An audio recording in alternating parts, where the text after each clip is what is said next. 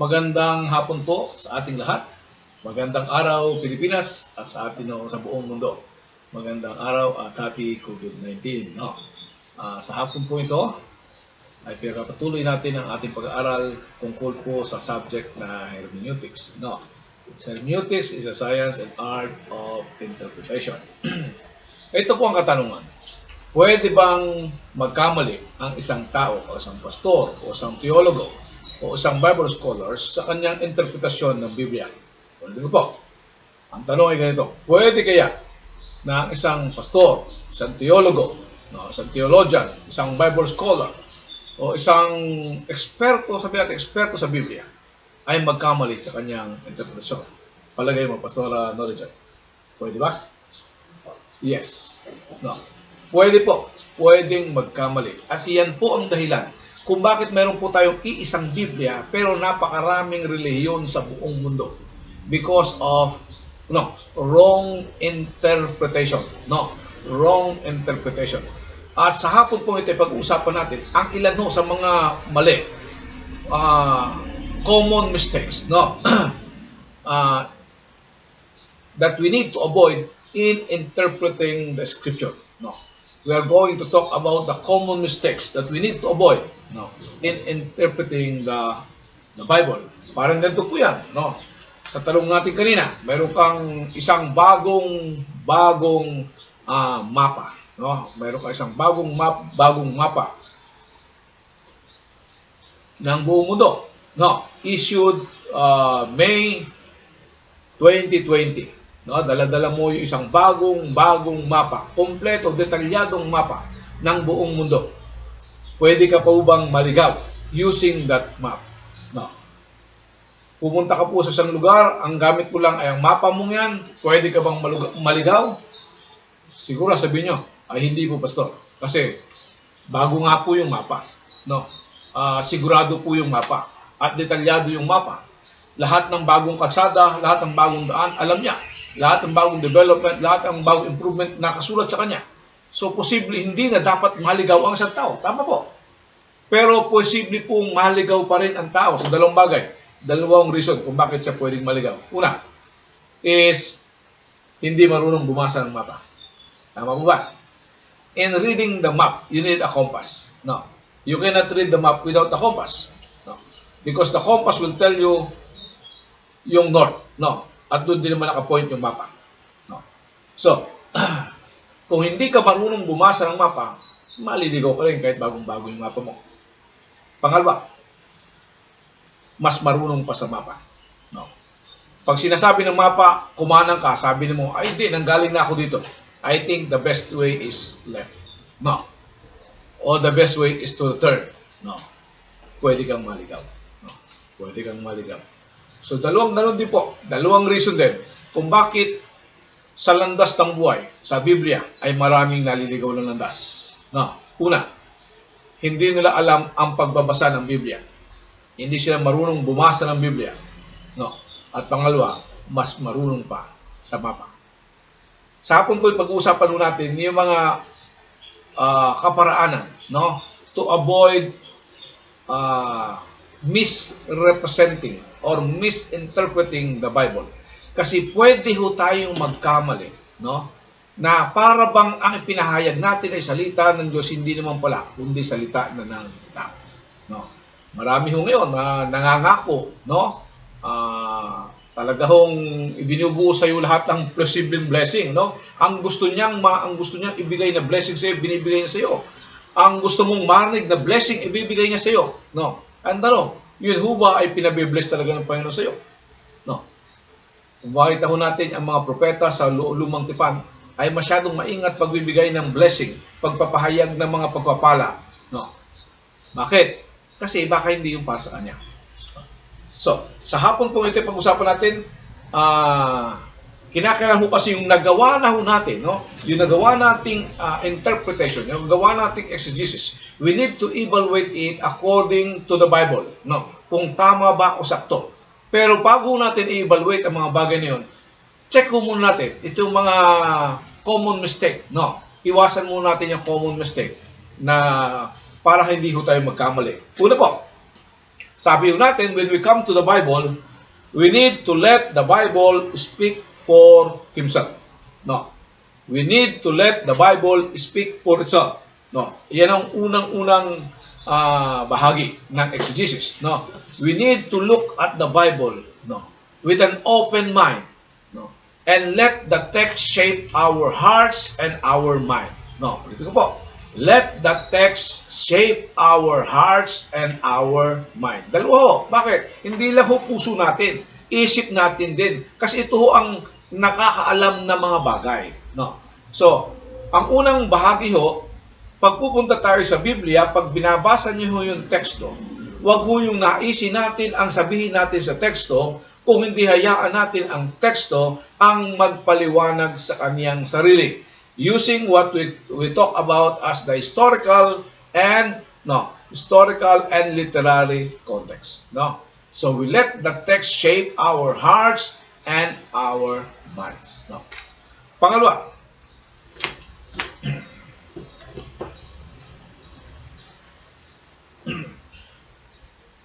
pangalawa po is don't forget that the context is the master.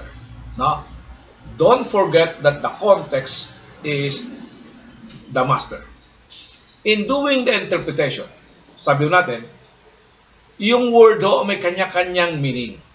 Pero yung meaning ho ng word is irrelevant if it is not according to the context. No.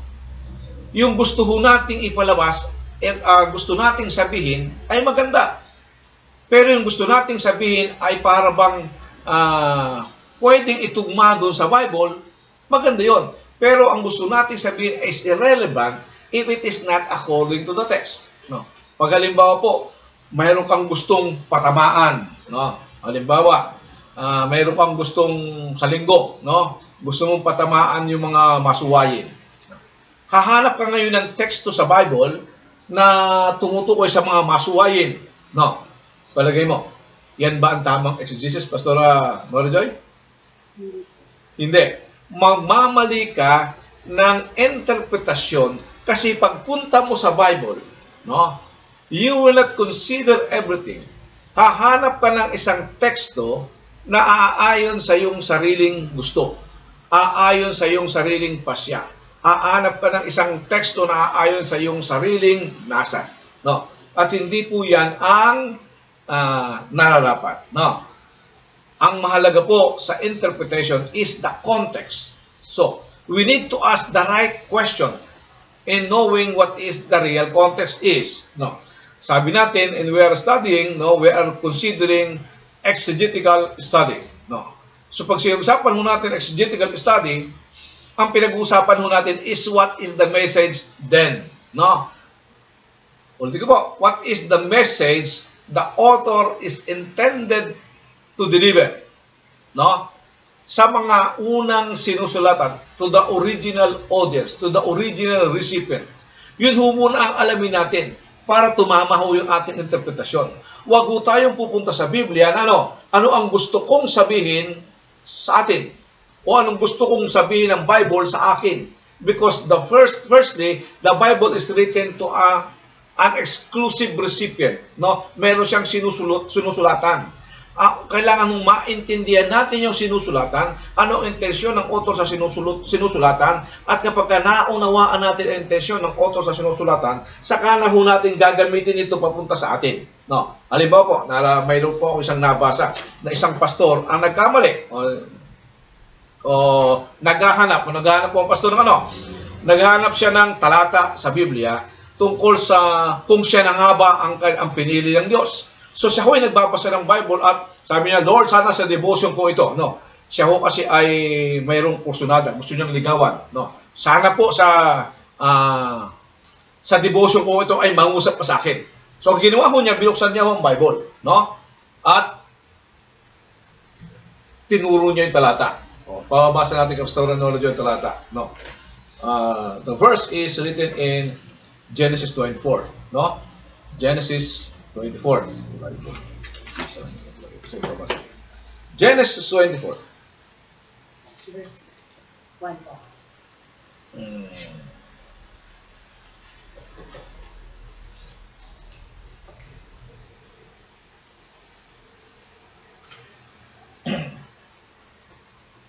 Okay. I forgot the verse. Genesis 24. Balikan natin. Genesis 24. Yung sinasabi dyan ay, this is from the Lord. Nakita mo ba?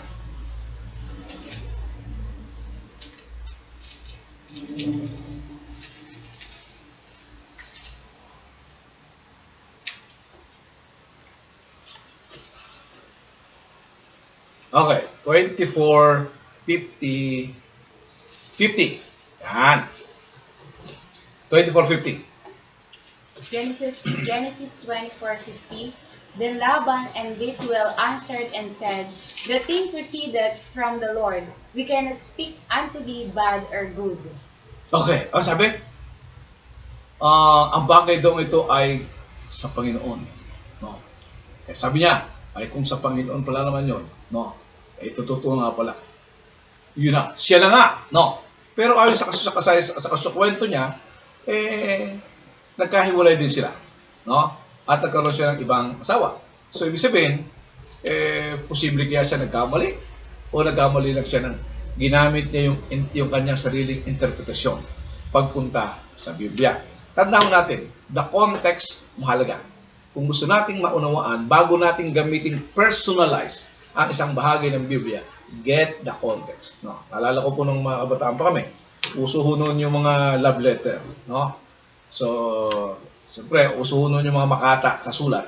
Marami yung mga kakatang talata sa Biblia. So, ginagawa namin bahagi ng sulat is yung nakasulat sa Bible, no? Ano ba yung nakasulat sa Bible? Maganda ho itong talata ito, no? Awit 63:6. Sabi sa ating Pastor Norjoy. Sa Tagalog, no? Awit 63:6. Siyempre, kapag ikaw ang sinulatan ng ganitong klaseng sulat, no?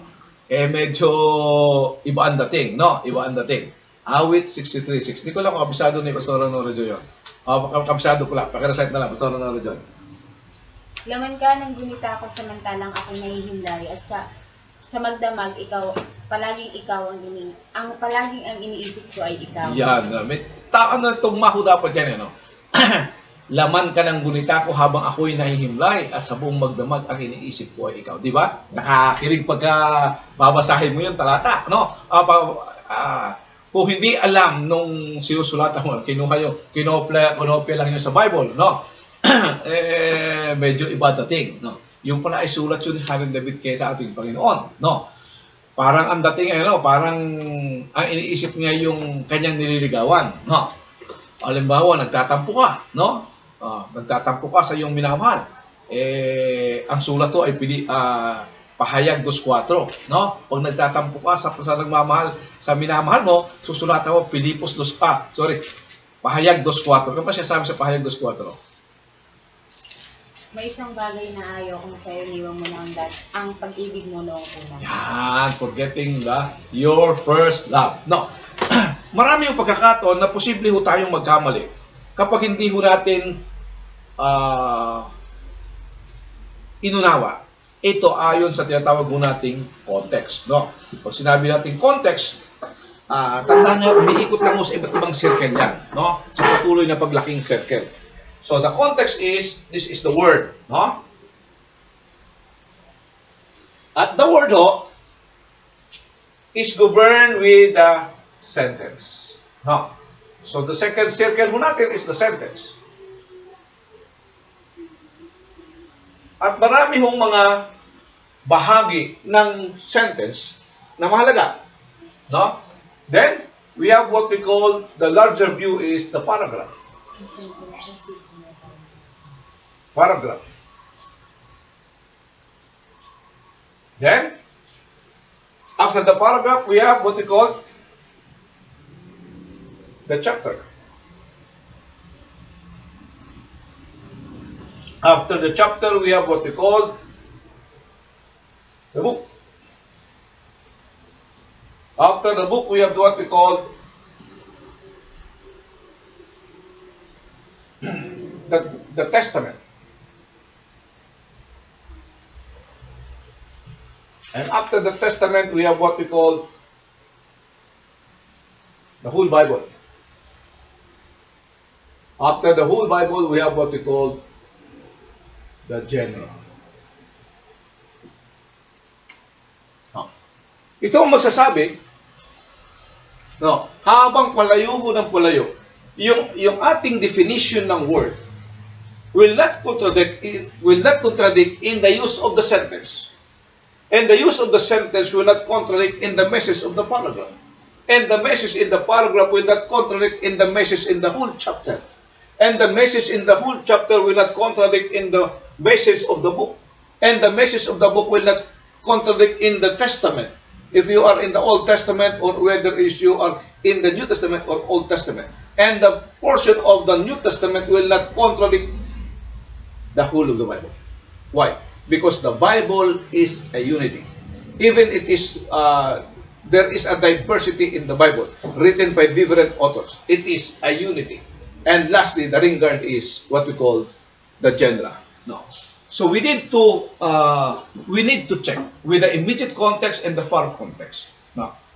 We need to check with the immediate context and the far context. Kung ito ay consistent doon sa konteksto na pinag-uusapan natin. Karamihan ho kasi ng pagkakamali ay inaalis natin ang isang talata doon ho sa konteksto. Once na inalis mo po ang talata sa konteksto, magkakaroon ka na po ng problema. No? Parang ganito yan. Pag ang bahagi ito ng larawan, ito ho yung buong Biblia, ito yung larawan ng Biblia. Kinuha mo po ang portion nito at inalagay mo dito, magkakaproblema ka. Parang ang Bible ho ay solving yung puzzle, no? Puzzle, no? Bakit? Kasi ang interpretasyon niyan wala ho sa atin eh. Nasa Diyos ho ang interpretasyon niyan, no? Mayroon lang tayong isang interpretasyon. Ibig sabihin, parang puzzle ho yan, no? You need to put that position, no, yung sa isang piece of puzzle sa tamang lalagyan, sa tamang posisyon according to its context. At ang magsasabi ho niyan ay yung konteksto nung talata. At yung pagkalimot ng talata, pagkalimot sa talata ay magkakaroon sa atin ng problema, no? Magkakaroon sa atin ng problema. Halimbawa po, sa panahon natin yung COVID-19, gusto nating magbigay ng pag-asa, no? Sa ating mga kapatiran, sa ating mga kababayan, sa ating mga kakilala.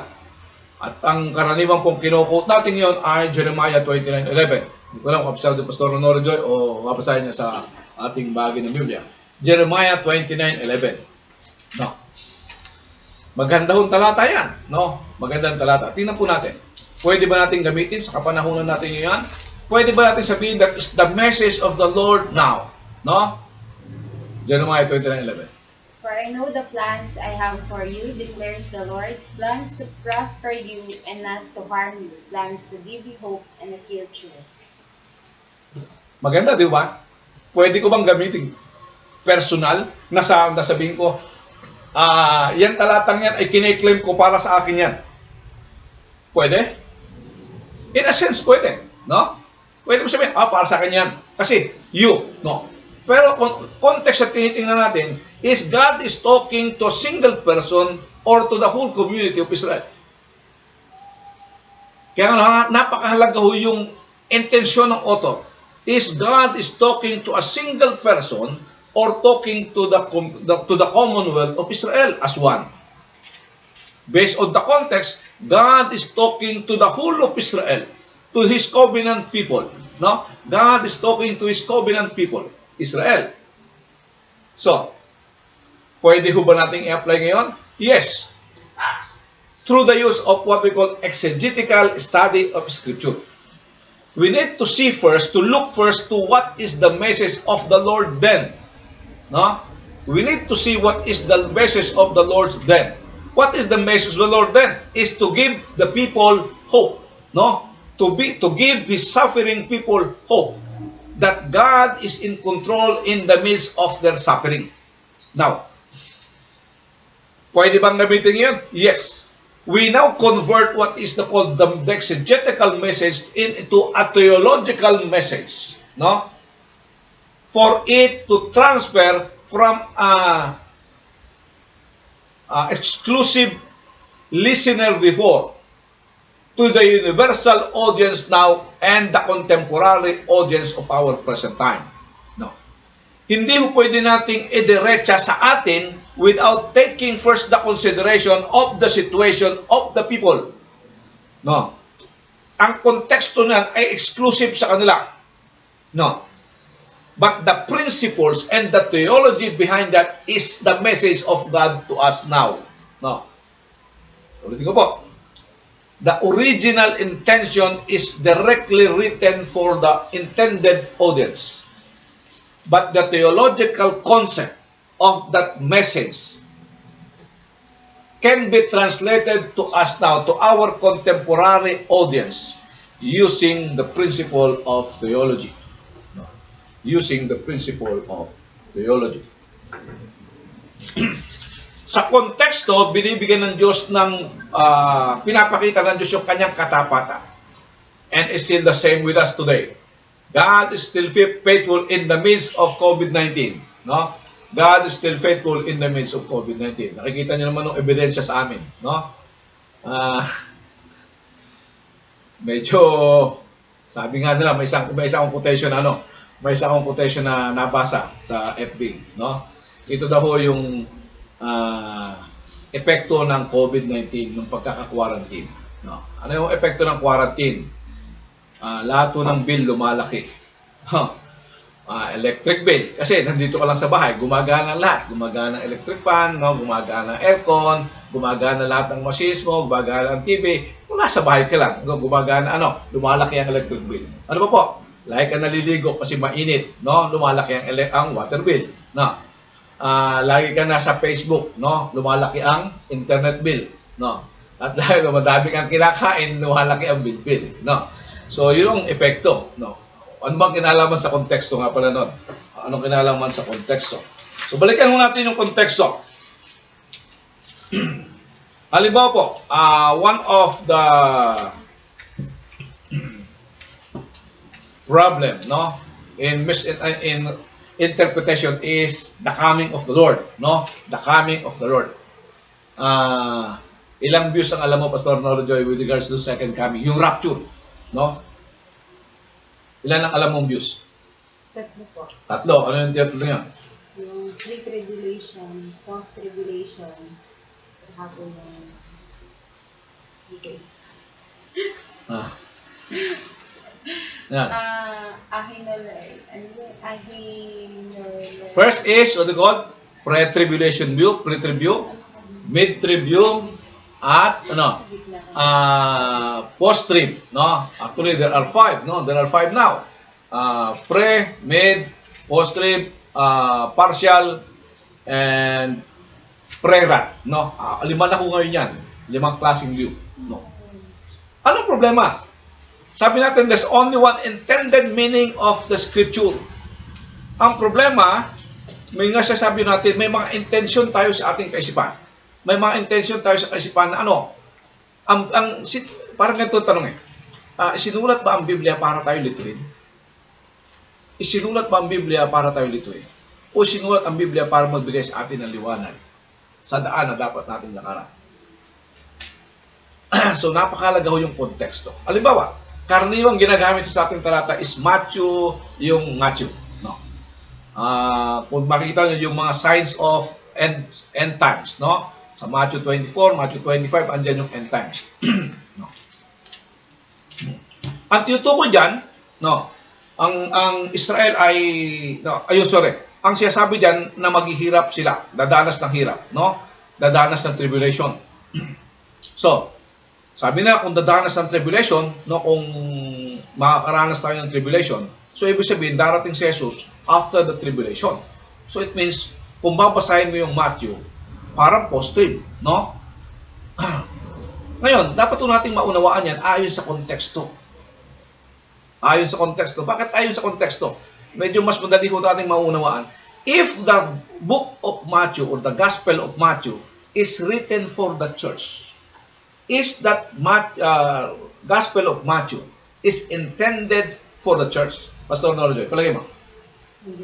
Kanino ang eksaktong audience ng Matthew? For the Jews. Yan. The book of Matthew is written directly to the Jews. No. In order to us to understand. Bakit to? Kasi napakalaki ho ang role ng Jews. That is the nation of Israel sa second coming of Christ. Kaya hindi ho sila pwedeng maunang umalis dito bago magkaroon ng tribulation. They will be part of tribulation. No, they will be part of tribulation. No. Kaya in understanding Matthew, no, kailangan ma-identify natin sino ang audience. If God is talking to His church, then it is automatically the church will the church will undergo hardship and the church will undergo the great tribulation na sinasabi sa Bible. But if the Lord is talking exclusively to the nation of Israel in that chapter, therefore, hindi tayo maliligaw sa ating interpretasyon. Di po ba? So, sa recipient pa lang, medyo ihihiwalay mo naman. Lahat ba ito tinutukoy ba? Lahat ba ng church, member ng church tinutukoy? Or it is exclusive for the nation of Israel? Halimbawa po, sa pinag-aawayan ho natin, no, pinag-aawayan na talata, sa mga nagsasabing ang kaligtasan ay nawawala, no? At sa nagsasabi namang hindi nawawala ang kaligtasan. Matagal na ang pinagtatalunan niyan sa kasaysayan. Simula pa lang ho noon. Marami na po nagtatalo. Ano kaya ang mga intensyon? Tingnan ho natin. Ito, nasa Matthew pa rin. Sabi natin, napakahalaga. Sino ang sinusulatan? Matthew 24:13. Bababasa natin, Pastor Norjoy. Matthew chapter 24, verse 13. But he who stands firm to the end will be saved. Ito, ang sabi dyan? Ang konteksto ng Matthew 24, siya sabi ng Panginoon yung mga magaganap sa bandang huli, sa huling bahagi ng panahon, bago siya dumating. No, yung mga paghihirap na mararanasan. At ang conclusion niya, sabi niya, but he that shall endure unto the end, ang magtitiis hanggang sa wakas. Tagalog, Tagalogin na ho natin, Pilipino tayo. Ang magtitiis hanggang sa wakas ay maliligtas. No. Ito. Sige, sa mga estudyante natin, ano yung klaseng tenso ng shall be saved? No? I-message nyo sa akin sa FB. Anong klaseng tense sa future tense? No? Future tense din, automatic shall. No, shall be saved. Anong klaseng tense yan? No. Kasi sa Bible, mababasa natin ng saved in the past tense, no? Being saved in the present tense, and shall be saved in the future tense. No. So, anong klaseng tense yan? Baka tensionado tayo, maintindihan natin yan. No? So, ang sabi doon, ang magtitis hanggang sa wakas ay maligtas. Una, tanong natin, sino ang sinusulatan? Kayo na sumagot. Pangalawa, kung sino ang sinusulatan, sila kasama sa konteksto. Tama po ba? At kung alam natin ang role ng sinusulatan at the end of the, bago dumating ang ating Panginoon Kristo, o sa pagdating ng ating Panginoon Kristo, maintindihan natin that they shall endure unto the end. They shall endure until the end. Marami na akong klaseng interpretasyon na lumabas yan. May nakakita akong ang tamang rendition sa Greek ay ganito, no? That the faithful, no, shall persevere until the end. Tama din ang rendition niya.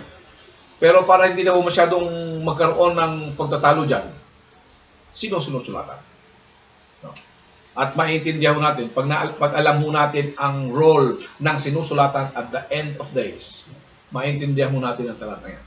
Halimbawa po, isa pa po pinag-uusapan talata is Hebrews chapter 6, with regards to falling away. No? Ang Tagalog, sabi natin niya sa Tagalog ay tumatalikod. No? Tumatalikod sa pananampalataya. No? Ang tanong, sino sinusulatan ng sumulat ng Hebreo? At ano ang sitwasyon kung bakit isinulat yan? At ano ang mga halimbawa na tinutukoy niya? Basahin natin. Basahin natin yung Hebrews chapter 6, verse 4 to 6. 1 to 6 na para sigurado tayong buong istorya. Therefore, let us leave the elementary teachings about Christ and go on to maturity, not laying again the foundation of repentance from acts that lead to death, and of faith in God. Instruction about baptism, the laying on of hands, the resurrection of the dead, and eternal judgment. And God permitting we will do so.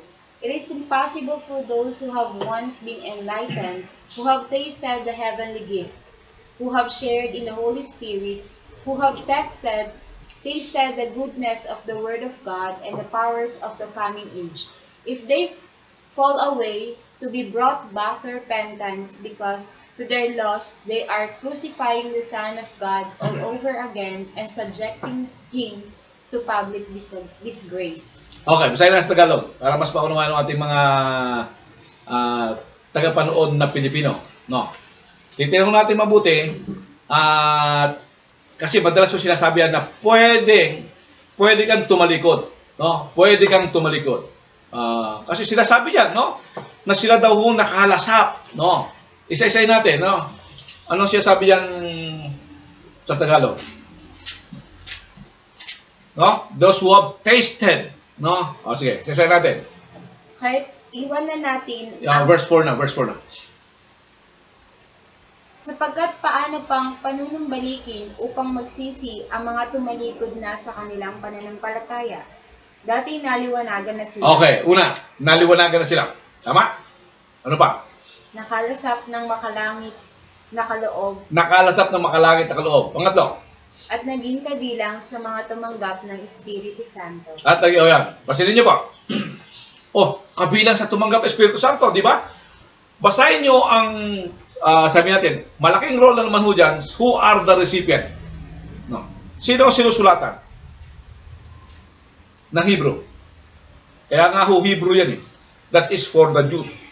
No? That is for the Jews. Basahin niyo po ang chapter 4, no? At makikita niyo po ang ibang bahagi niyan. Kasi bakit to? Sa layo naman pastor ng chapter 4. At chapter 4 makikita niyo yung karanasan ng Israel. No? Tandaan natin, ang sulat to na aklat noon, wala pa hong verse, walang chapter. Okay. Di ba? So kunin natin yung konteksto. Pasinin niyo po. Yun yung mga Israelita na tumawid doon sa dagat na pula. Di ba? Nakaranas sila ng kapangyarihan ng Diyos. Nakaranas sila ng pagliligtas ng Diyos. Naranasan nila ang presensya ng Banal na Espiritu through yung sa fire. But are they? Sila ho ba'y naligtas? Lahat ba ng tumawid galing sa Egypt papunta sa wilderness, nakapunta sa Promised Land? Hindi. Only two. Only two. Di ba ba? Okay. Pero para makita natin, sa talata ho mismo, mga talata mismong yan, ang magsasabi that it is indeed, it is impossible sa taong iniligtas ng Diyos, no, na mag-fall away. Tingnan natin, verse 9. Pakibasa natin verse 9. Mga minamahal, kahit ganito ang sinasabi namin, natitiyak namin na nasa mas mabuti kayong kalagayan patungkol sa inyong kaligtasan. Basahin natin sa English. Mas magandang bilangin sa English. Now.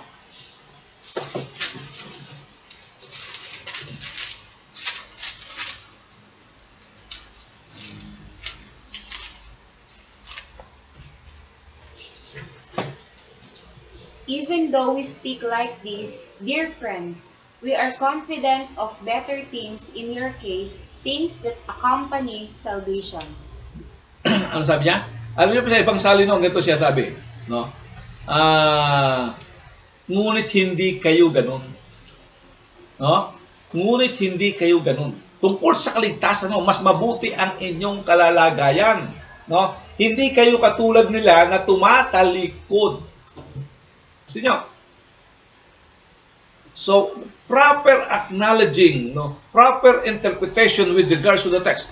Ano yan? King James Version? Okay, basa. Verse 9.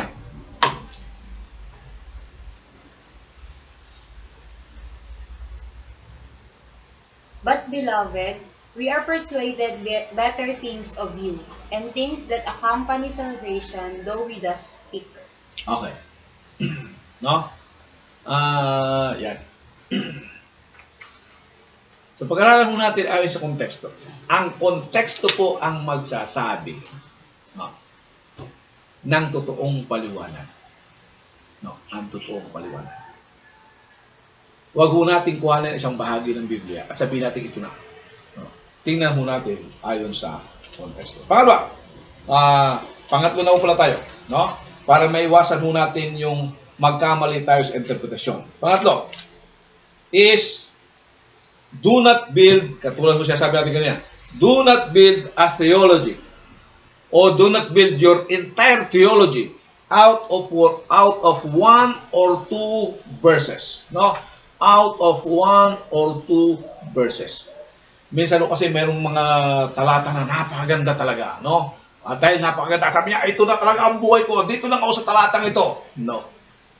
We cannot get one verse out of its context, no? At ito ang pinakabasihan na ng ating doktrina. Halimbawa po, no? Ito, pag ginagamit na iba't ibang mga talata, Acts 2:38.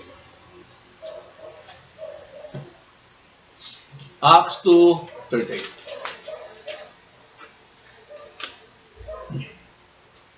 Sumagot si Pedro, pagsisihan ninyo at talikuran ang inyong mga kasalanan at magpabautismo kayo sa pangalan ni Jesucristo upang kayo'y patawarin at tatanggapin ninyo ang kaloob ng Espiritu Santo. Tanong, ang talata po bang yan ay nagtuturo tungkol sa bautismo at tungkol sa kaligtasan? Yun ang tanong. No? Ang talata po bang yan ay nagtuturo tungkol sa bautismo at tungkol sa kaligtasan? Anong klaseng aklat po yan? What is the genre, no, of that book? That is a narrative. No. Hindi ho siya nagtuturo ng doktrina kung hindi nagkukwento ng karanasan. Nagkukwento ng kasaysayan. The question is, pwede mo bang yung ikinukwento ng kasaysayan ay bagbasihan mo ng iyong doktrina? Pangalawa, pwede bang yan na lang ang pagbasihan mo ng doktrina? Na kahit yan ay sumasalungat sa ibang turo ng Biblia. Halimbawa po, sabi doon, they were baptized in the name of Jesus. Kaya ngayon, bautismuhan na lang natin sa pangalan ni Jesus. Will it not contradict sa sinasabi ng Biblia? Halimbawa po, sa Matthew 28, that baptism is in the name of the Father, of the Son, and the Holy Spirit. Does that verse teaches that through the baptism, you will be saved? Kaya ho, napakahalaga, no, tingnan mo natin ang tamang batas ng interpretasyon. Hindi ho tayo maliligaw ng landas. No, hindi tayo maliligaw ng landas. Huwag ho tayong kumuha ng isang talata o dalawang talata at dito na natin ilalagay ang ating buong doktrina. Ang doktrina po ay nakabase sa kabuuan ng Biblia. It must be consistent sa buong Biblia at hindi lamang po saan? Hindi lamang po sa isang bahagi ng Biblia. No? Marami, kaya nga sabi natin, maraming iba't ibang relihiyon yon na gumagamit din ng Biblia kasi kinukuha nila ang talata ng Biblia, ang isang bahagi ng talata ng Biblia. Siya sabi, ito na yun. Ito na talaga ang doktrina. No? Ito na talaga ang doktrina. At they are neglecting other parts of the Bible. No? Kaya nga pagka minsan, naalala ko noon, may gusto makipagtalo. No? Sabi ko, walang time sa pagpagtalo. Bakit? Bakit ka magpapaka-high blood sa pagpapakat sa o hindi naman, wala naman silang intensyon na makinig. No? So pag ang ganun ang ginagawa nila, pinupulot lang yung talata ng Biblia para sa kanilang gustong mangyari, that is wrong. No? Because the Bible is a unity. You cannot take the piece of the picture and say that it is it without considering the totality. So kung isang talata lang mo yan, tingnan natin. Yung bang paliwanag po sa talata ay consistent sa sinasabi ng buong Biblia? Kung hindi o consistent sa sinasabi ng buong Biblia, sino ang paniniwala ko? Yung talata? Yung paliwanag ko sa talata? O yung talata, ang kaugnayan ng talata sa buong Biblia? Halimbawa po, with regards to the teaching of baptism, ano ang mga katuruan ng Biblia tungkol sa bautismo? Mayroon ng mga exclusive na mga bahagi ng Biblia that teaches about baptism, no? But teaches about salvation. Book of Acts is a narrative. Kwento yan, kasaysayan ho ng Biblia. At sa kasaysayan po, karaniwan po, hindi nagtuturo ng doktrina. no? Hindi nagtuturo ng doktrina. Hindi po pwedeng pagkunan ng main reference as of the doctrine of your doctrinal statement. Why? Kwento yan eh. Kasaysayan. Number 4 na tayo. No? Number 4. Number 4 is sometimes we allow our hearts to guide our study. Sometimes we allow our hearts to guide our study. Sabi nga natin, ito, nagbasa tayo ng Biblia. Medyo emotional, ano? Kasi may maraming bahagi ng Biblia talaga naman pagka binasa mo, talagang iba dating sa'yo, ano? So ano nangyari? Kasi ikaw ay nagkaroon ng, parang sabi na, nagkaroon ng rema sa'yo, no? Nangusap sa'yo yung talata, no? Ano nangyari? So you allow your hearts to study the Bible, no? O yung nasa puso mo, yun na yun, no? Tandaan natin, ang commandment ng Diyos is, ano yung commandment? The greatest commandment? What is the greatest commandment? To love the Lord your God with all your heart, with all your soul, and with all your mind. Okay, ha? To love the Lord your God with all your hearts, with all your soul, and with all your mind. Tama, maganda naman yun. Ang pinag-aralan natin ng Biblia, sinapuso natin, no? Talagang pinag-aralan ng puso natin, no?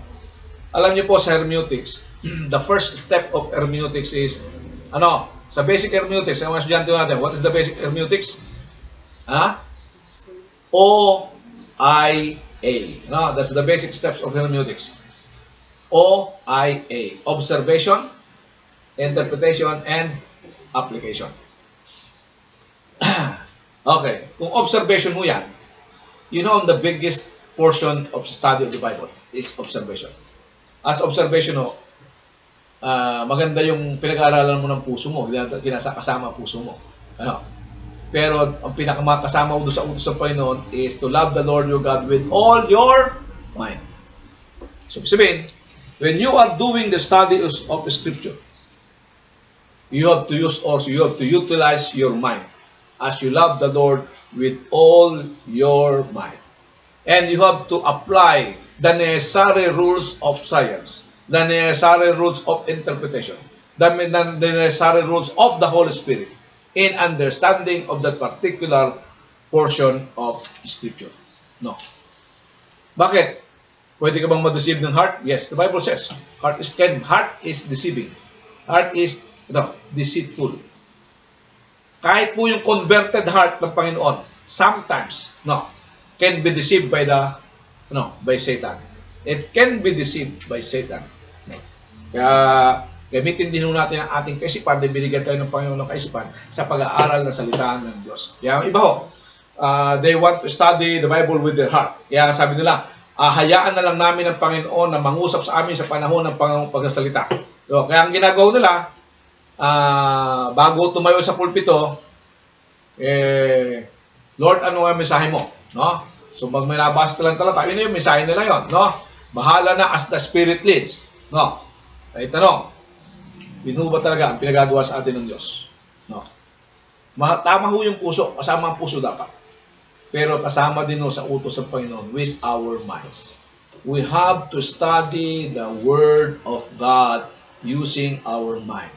We have to do our observation. We have to do the process of reading. We have to do what we call the analytical reading. We have to do the scientific reading. We have to do the overview reading and everything, every part of observation in order to know and to see the original meaning of the Bible. Number 5, no?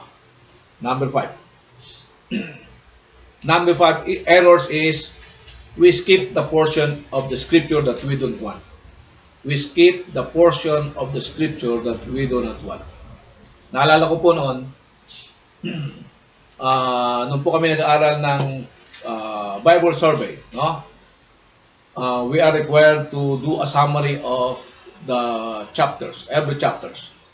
We need to submit 5 chapters per day, no? Na-summarize mo yun, ang 5 chapters. So, kailangan basahin mo yung Bible, no? Para ma-summarize mo.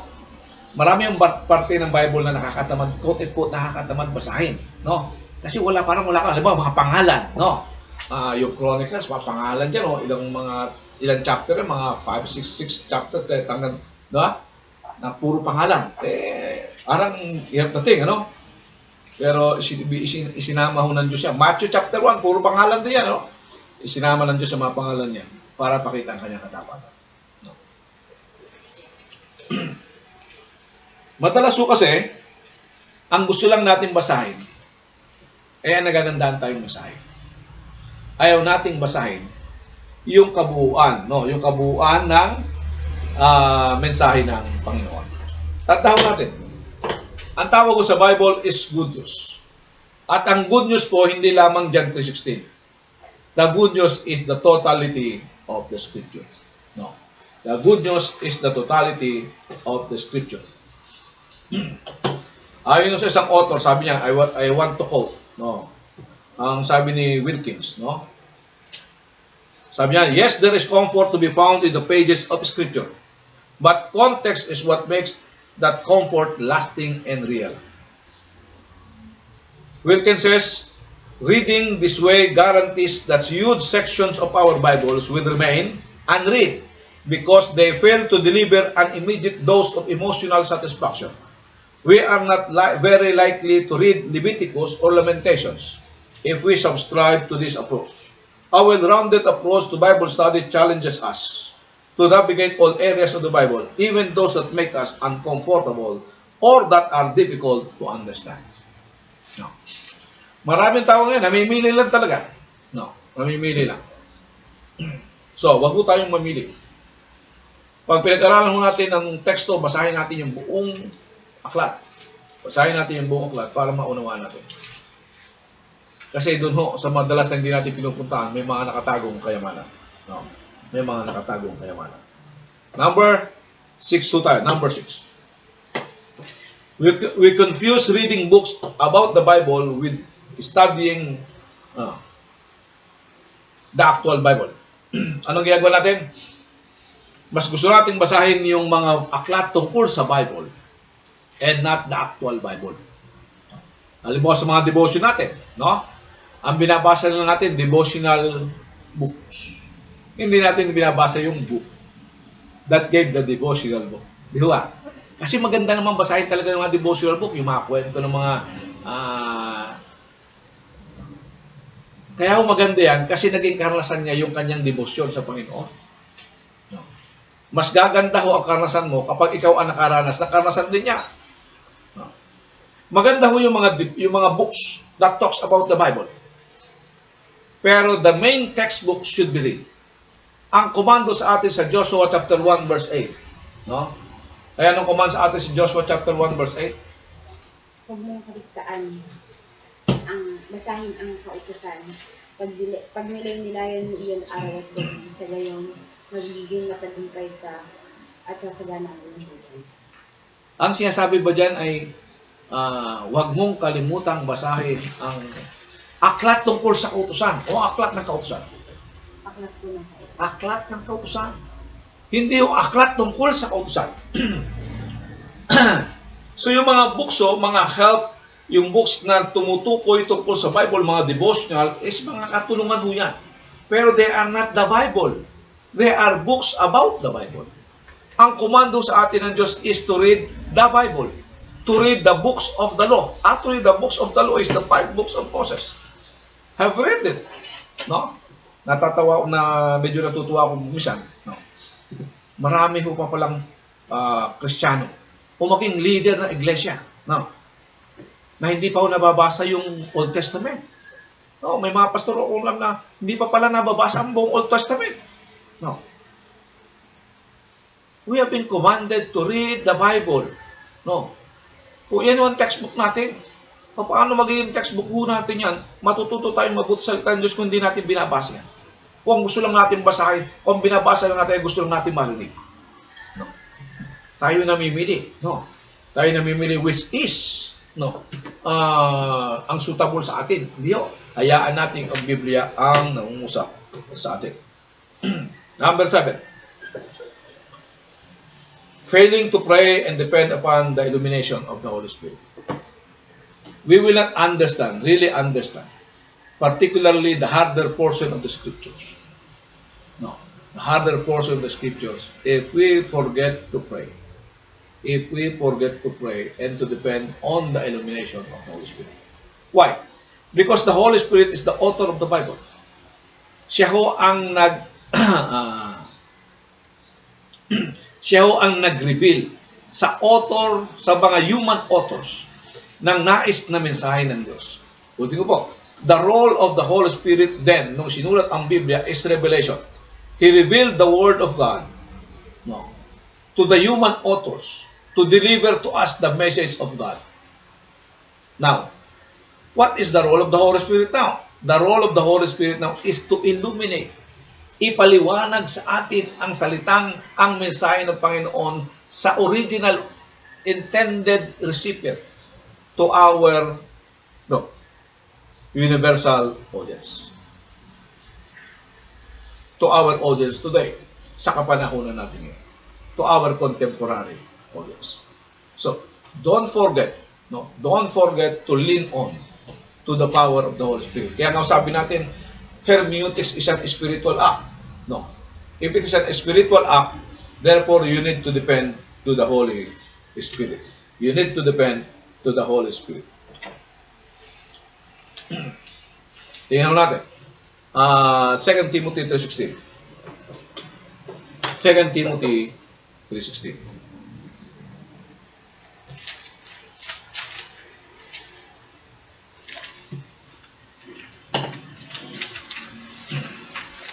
Ang lahat ng kasulatan ay pinasiyahan ng Diyos at kapaki-pakinabang sa pagtuturo ng katotohanan, sa pagsaway sa kamalian, sa pagtutuwid sa likong gawain, at sa pagsasanay para sa matuwid na pamumuhay. Kung titingnan mo natin, sabi dyan, ang kasulatan ay ano? Ano ang tinutukoy dyan ng kasulatan? Ano ba tinutukoy dyan ng kasulatan, Pastor Norito? Yung buong Biblia ba? The Old Testament. Yan. Bakit to? Kasi pag bisang ginagamit natin yan as a reference to the sa whole Bible. No. Directly ay tinutukoy niyan is the Old Testament. All Scripture is God-breathed. Bakit the Old Testament? Yes. Kasi hindi pa nasulat nung sinulat po yan ni Timoteo. Hindi pa na-compile ang New Testament. What was compiled was the Old Testament. So kung ang Old Testament ang na-compile, yung laws na tinutukoy dyan, ang aklat ng kautusan is the Old Testament. Particularly, the Pentateuch. This is the book of the law. So, sa pagkabasa natin ng Biblia, kailangan natin ang gabay ng Banal na Espiritu. Number 8, is forgetting what that Scripture is ultimately pointing up to Jesus. The totality of the Scripture is pointing up what? To the person of the Lord Jesus Christ. Napakalaga po nito. Isa lang mong larawan meron ng picture ang buong Biblia. Bakit isang larawan lang? Una, the Old Testament talks about the coming of Christ. The New Testament ay tumutukoy sa dumating na tagapagligtas. Lahat po yan, ang buong Biblia ay isang kasaysayan na tumutukoy sa ating Panginoon Jesucristo. So, dalawang bakit tinutukoy niya? Ang pagdating ni Kristo sa pagligtas and also pointing to the reign of Christ.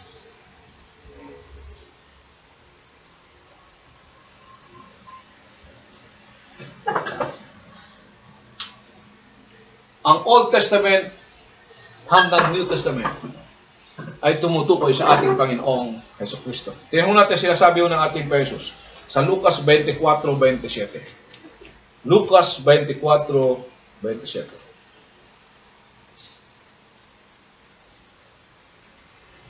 At ipinaliwanag sa kanila ni Jesus ang lahat ng sinasabi sa kasulatan tungkol sa Kanya simula sa mga aklat ni Moises hanggang sa mga sinulat ng mga propeta. Nung nabuhay yung ating Panginoon Kristo, ang ginawa ng ating Panginoon Kristo on the road to Emmaus, no? Ay pinaliwanag sa kanyang mga alagad ang sinasabi ng kasulatan. From Genesis to Revelation. To be consistent from Genesis, no, hanggang Malakay. Kasi wala pa na susulat ng Revelation o Revelation. At yun ang pinagbatayan ng New Testament. Ang buong Old Testament po ay ang tumutukoy sa ating Panginoon. Lahat po yan, no? Dapat po natin makita ang malaking larawang yan. Kung pasinin niyo po, sa paghalika, ando na ang ating Panginoon Kristo, no? Sa yung word na sinasabi ni John. Sa magitan niya, nalika ang buong mundo. Chapter 3, He is the promised Messiah, no? He is the seed of the woman. Siya ho ang kaparaanan ng biyaya ng Diyos. Siya ang tumawag kay Abraham. Siya ang nagpakita kay Abraham. At umalalay sa Israel. So, sa panahon ni Moises, siya ang nagpakita kay Moises sa bundok ng Sinai. Siya din ang nagbigay ng kautusan. No? At ang lahat ng bahagi ng kautusan ay tumutukoy sa ating Panginoon Kristo. Kaya nga sabi ng Biblia, napunta siya dito sa libutan upang tuparin ang sinasabi ng kasulatan. Maging ang mga sistema sa pagsamba at ang iba't ibang klaseng paghahandog, ang lahat pong yan ay tumutukoy sa tagapagligtas at sa gagawin ng ating Panginoon Kristo. Ang kasaysayan ng Israel at ang iba't ibang mga piyesta, particularly the Passover, the Unleavened Bread, no, lahat po yan ay tumutukoy sa gagawin ng ating Panginoon Kristo na pagliligtas. So the summary, the totality, no, of the whole Bible is pointing what? Sa ating Panginoong Yesu Kristo. Jesus Christ is the central message. No? The love of God is the central message of the Bible. The reign of God is the central message of the Bible. Ang sentrong paksa ng Biblia with regard to salvation is ang ating Panginoong Yesu Kristo. At lastly, number 9. If you fail to see the big picture of the Bible, magkakamali po tayo sa ating interpretasyon. Pag nakalimutan ho natin, hindi po natin nakita at tinatawag ho nating big picture ng Bible, magkakamali po tayo sa ating interpretasyon. Bakit po? Sabi nga po natin kanina, ang konteksto ng Biblia ay simula sa salita hanggang sa kabuuan ng Biblia. Hindi po siya pwedeng bumangga sa isang bahagi ng Biblia. Halimbawa, ito, narinig ko ito. No? Philippians 2, I think 13 and 14. Pabasa ko sa mga ito. Verse 12-13. Kaya nga mga minamahal, tulad ng inyong buong pusong pagsunod noong ako'y kasama pa ninyo, lalo kayong maging masunuri ngayong ako'y malayo sa inyo. Pagsumikap, sapagkat ang Diyos ang kumikilos sa inyo upang inyong naisin at isagawa ang kaniyang kalooban. Ayan, 12. Kaya nga mga minamahal, tulad ng inyong buong pusong pagsunod noong ako'y kasama pa ninyo, lalo kayong maging masunurin ngayong ako'y malayo sa inyo. Pagsumikaman ninyong maging ganap ang inyong kaligtasan ng may lubusang paggalang at pag-ibig sa Diyos. Yun lang ang gusto kong mapasin bahagi doon. Yung last portion ng 13. Sabi doon, pagsumikapan yung, ano sabi? Pagsumikapan ninyong gawing ganap ang inyong kaligtasan ng may lubusang paggalang at pag-ibig sa Diyos. Gawing ganap ang inyong kaligtasan. No, parang sinasabi, it is our role. No? Pero paano ho? Maunawahan ho natin siya sa konteksto. Verse 14. Gawin ninyo ang lahat ng bagay ng walang reklamo at pagtatalo, upang kayo'y maging mga ulirang anak ng Diyos, matuwid at walang kapintasan sa gitna ng sanlibutan baluktot at masama. Sa gayon, Magsisilbi kayong mga ilaw sa kanila tulad ng mga bituin na diningning sa kalangitan. 14 ba yun sinasabi doon, ano? Ang Diyos ang gumagawa. 13. 13, sige. Sapagkat ang Diyos ang kumikilos sa inyo upang inyong naisin at isagawa ang kanyang kalooban. Kita niyo po? Pag kinuha lang mo natin ang isang portion ng scripture at hindi natin inuunawa ang babuuan nito, maliligaw tayo. No? Kung sabi niyo, pag sumikapan ninyo maging ganap ang inyong kaligtasan, putulin mo lang mo yun doon. Maliligaw ka na. Sabi doon, sapagkat ang Diyos ang gumagawa, maging magbibigay ng pagnanasa at ng pagnanais na gawin ang kanyang kalooban. So lahat to, with regards to our salvation, lahat to yan ay gawa ng Diyos. Pangalawa, sabi natin, we need to see the totality of the scripture. No? The big picture of the Bible. Ang buong Biblia po ay isang buong kwento. Kaya nga sabi natin, napakahalagang mabasa natin ang buong Biblia. At ako'y nagpapasalamat sa atin ng mga estudyante. Noon tayo nagkaroon ng challenge at meron lamang ilan yata na hindi naka-qualify. No? Pero ito ay malaking challenge lagi sa atin. At least we could read the Bible once a year. No? Yung nagkaroon tayo ng challenge in 90 days, napakaganda dahil maraming nakapasa at maraming nakatapos reading the Bible in 90 days. Sana nga, itong COVID-19, nabasa uli natin ang buong Bible. No? Pwede naman di ba? At tuloy, may challenge niya in 21 days. No? Kaiba. Kasi sa 90 days, so at least 14 chapters a day. No? At nagawa naman mo natin. No? Kung bibigyan mo lang mo talaga ng panahon, magagawa mo. At if you read the whole of Bible, makikita mo ang Bible ay isang, kahit na ito isatawi siya, habi naman natin 66 books, written by 40 different authors, ay iisang kasaysayan ng buong mundo. Isang kasaysayan ng mundo. Simula sa kanyang pagkalikha hanggang sa kanyang katapusan at hanggang sa pagkakaroon ng panibagong langit at ng panibagong buhay.